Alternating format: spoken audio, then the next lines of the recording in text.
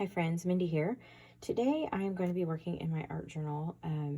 This is the last installment of the challenge that we have going on with the Jade over at Etchedbyfaith. It's called the What You Create Challenge, and each week we've been challenging ourselves with a word, and this week the word is open. And so I'm taking a different kind of approach to that today, but I'm going to be working in my art journal here. And I'm not sure how Jade is going to interpret this challenge, so be sure to go check out her video. I'll link it in the description down below, so you can go find her channel and be sure to follow her as well, see how she interpreted this word open. But what I'm going to be doing today is I have these locks and keys here that I'm going to be using, or one key. And when I was at the retreat, the Wonderfully Made Handcrafting retreat a couple weeks ago, or I guess a week ago, anyway, we had a little session on prayer. Gail from Patio Ponderings did a little session talking about prayer. And one of the things that she said was so powerful. She said that prayer is a powerful tool that unlocks heaven. And she was, one of the scriptures that she referenced was when Jesus was being baptized. And so I want to kind of include that. There's just been something that has just kind of been on my mind a lot, and really the only thing I can do about it is pray. And so what I'm going to do today is I have a little envelope here and a card, and I just am going to write out a prayer on here, and I'm going to use my little lock and key elements here, and I'm going to create a page in my bullet journal, or in my art journal, probably on this page, I think. Anyway, so I'm just going to go ahead and put you on fast forward and we'll get started. I don't really know past this where this is going to go, so we will just see. But I'm going to put you on fast forward and we'll see what comes out of this. And again, the challenge is the word open, and so that is what I'm going with today. Okay, so the first thing I'm going to do here is work on the background. The great thing about having an art journal like this is you've already got stuff on the page, so you don't have to start with a blank page and try to figure it out. You can just create from something that's already there. So I'm using a stamp. This is actually like a script stamp that we got at the retreat as well, and it's actually Taryn's grandpa's writing, so it's just precious.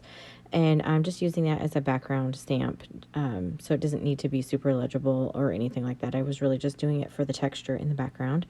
And now I'm taking some Color Theory, this is acrylic paint, and I'm going to take some bubble wrap here and a paintbrush, and I'm painting the paint onto the bubble wrap. I just find I get a better look when I do it this way, and then lightly tapping this onto my page there just to add another little layer of color. And then while that's drying, I'm moving on to the little envelope, which I'm just applying this paint with an old credit card, just to try and pull all of these colors together and to knock some of this back, since this is stark white and the other page is actually a gray background. So I'm going back to the back side of this page now and adding some more of these impressions from this bubble wrap. I was just waiting for the front to dry, and so I kind of go back and forth between the different things as they're drying, and it just keeps me moving along a little bit faster. And so I'm going back to the page now.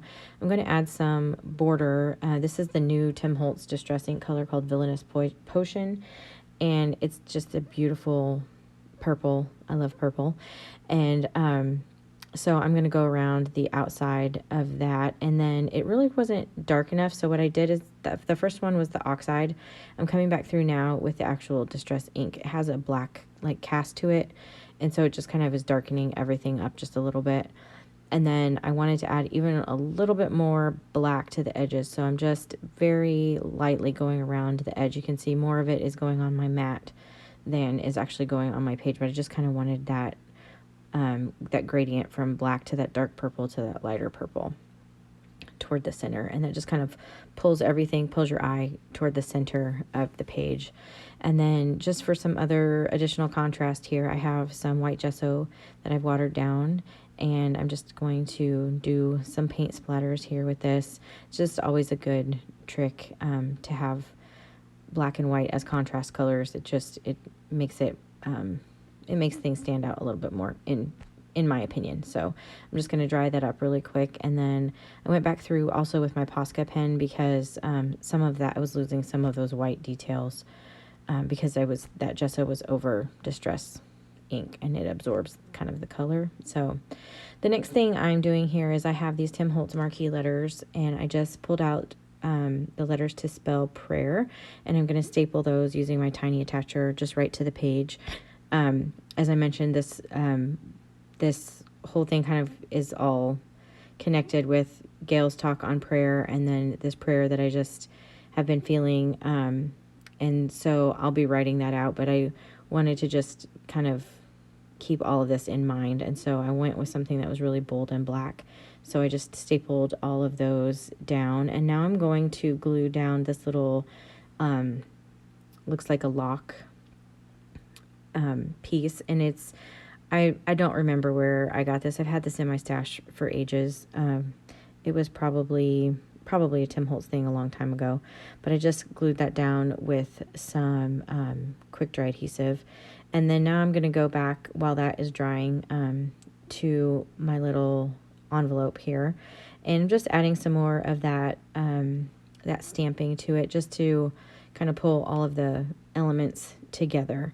So I'm going to let this dry as well, and then I decided to also go ahead and distress this a little bit with that same purple, and then I'm adding some more white paint splatters on here. This is just, to pull all of these elements together from the front page to the back side. And then this is the card that's going to go in that envelope, and I will write my prayer on that and tuck that in there at the end. But I just wanted to make sure that I would get that color on there. And then I have some black cardstock here, and I'm just going to write that quote from Gail on here, and I wanted to include that on the front of this page as well. So I'm just going to glue that down, and then I will I have it kind of hanging off the edge here, but I'm actually going to trim that down. And then I have another little piece that I'm going to write out that just says that, even when I can't find the words, the Lord knows. And I'm going to tear this out of this paper as well, and this is going to go on the back side, and this is going to actually help cover up the back side of those staples, which you can't see on screen, but that's what I'm going to be covering up. And then my little envelope will go underneath that. And now I'm going to put this little lock, it's actually a brad, and so what I have to do here is punch a hole. So I'm just using my little piercing tool, just kind of eyeballing it, and I went through both the front and the back, but that doesn't matter as long as I don't stick the brad through the back. So I'm gonna kind of fiddle with this just a little bit, because I get the brad through the holes, and then you have to open up the sides of the brad, and trying to not get it to poke through the back side. So I got that. You can see it still opens, and then this little brad is going to actually hold my envelope closed, and it looks also like a little lock. So now I need to deal with this key situation, and I have this hook that I was planning to put it on, but the problem was that the hole on the key was too narrow to get that lock through.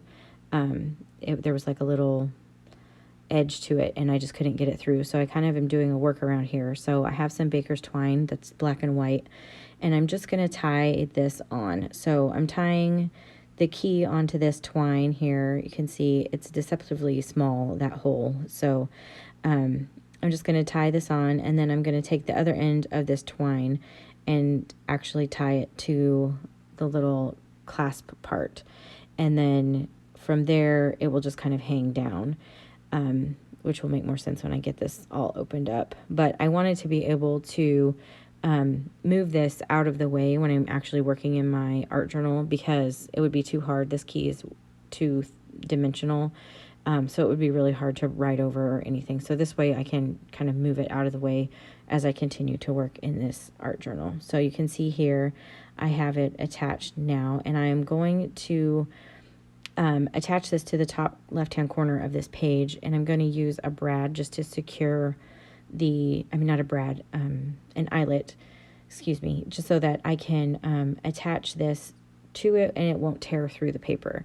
So I'm just using my Crocodile from We Are Memory Keepers, and I'm punching a little hole, and I'm going to stick my little eyelet in there, and then using that same tool I will set that eyelet, and that's just going to create a place for me to attach this little hook with the chain. I don't know the proper name for this little thing here, but it has a jump ring on the end, and I need to open it up, and so I'm pulling out a pair of pliers. Whenever you have a jump ring like this, it's very important that when you are opening it, that you twist the ends instead of like opening them, like pulling them apart.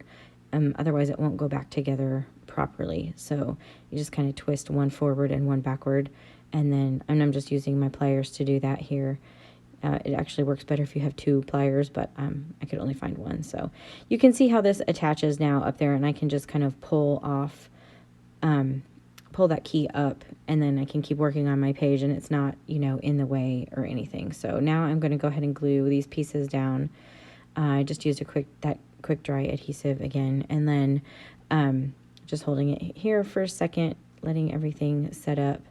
And then this pretty much does it. I'm going to trim this baker's twine down just a little bit where I tied those two pieces together. And so the key is just kind of hanging from that little clasp. And then I'm going to tuck my card in here. I will write on that when I'm done filming. And then it just locks up like that. So this is it for me for today. If you like this video, I would appreciate it if you gave it a thumbs up. That helps other people find my channel.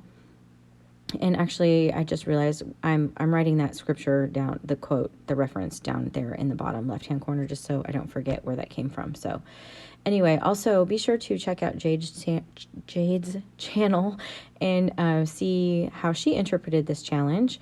And it's always kind of fun to see different interpretations of these kinds of things. So subscribe to my channel if you haven't already. And until next time, bye-bye.